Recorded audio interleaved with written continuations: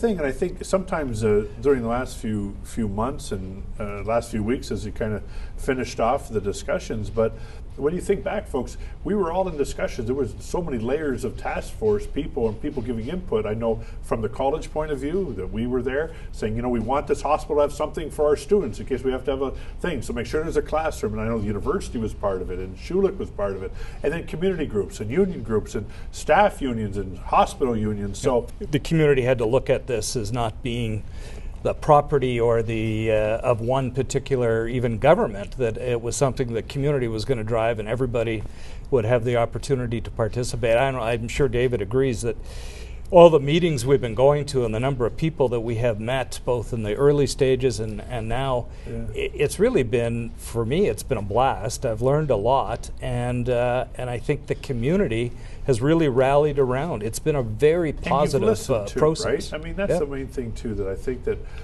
I don't know how many meetings you've gone to, because I know you had open houses in the county, you had open houses in Windsor, every part of Windsor. I know we had one down at the Center for the Arts. Like every ward had something, every place in the county, like every region had it. So you got to be happy that you could really look people in the eye and say, look, we reached out and we came with the show to show everybody and discuss, right? Yeah, and from the start, that was the position. Is we looked at what other hospitals have done in the province to get to this point. And as a group, we said we wanted to do something different. We wanted to get the community engaged early. It started with Dwight's task force, and get rid of the politics, put the politics aside, look at the project as a whole, see if the community supports it, what are the benefits of it in the first place. And then when we went into the planning, when the government gave us the money, we said we're not going to have a little group of us sit around a table and figure this out. Let's get the community involved in it from the start. And we tried every which way to get the community involved. And it was, like you said, all the various town halls, conversations we've had, feedback we've had, getting the community involved in criteria, getting the community on the site selection committee. Nobody's done that in Ontario or Canada. I remember that, because remember everyone discussed, if you remember on the show, we even talked about who was going to be on this committee, the site selection, who was going to decide, you know, and everything. And of course, it was a process that was followed, as you know, Dave. It's a process that followed not by what we thought in Windsor-Essex. It was all mandated by the province.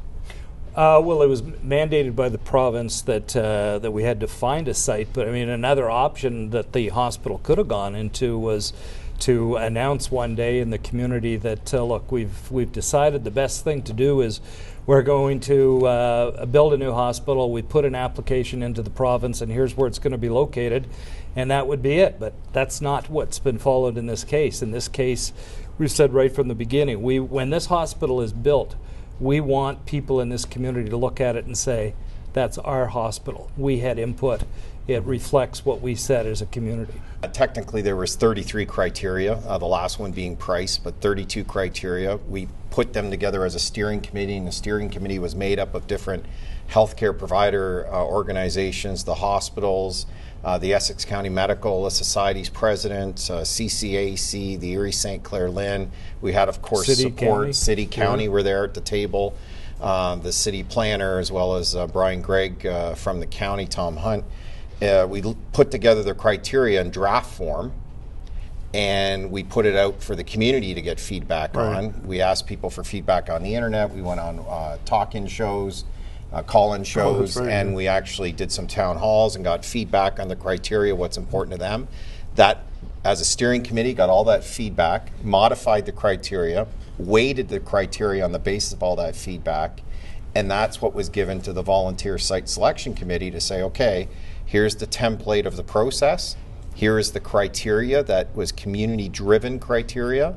Use that now to select the best. And the site selection committee volunteers spent hundreds of hours. It estimates over like 1,500 hours. The process, besides the volunteers, is supported by professionals that have done this in the past and gave the advice. And then, as you know, there was a fairness commissioner that oversaw the whole process to make sure that everything was being done in the proper way. So it really was a process with a lot of integrity. But the thing is, you know, Dave, you have seen it up close as being part of a government, the provincial government, the NDP government, as well as watching from the other side of the aisle. But have you ever seen a process like this? Was this more than you've ever seen? Is this all your years of experience, or is this usually we just aren't exposed to it? This is the right way of doing it. I mean, I think it's honestly could say that this particular issue has had more consultation in our community than anything. Too much? No, I don't think it's been too much. I mean, of course, there's going to be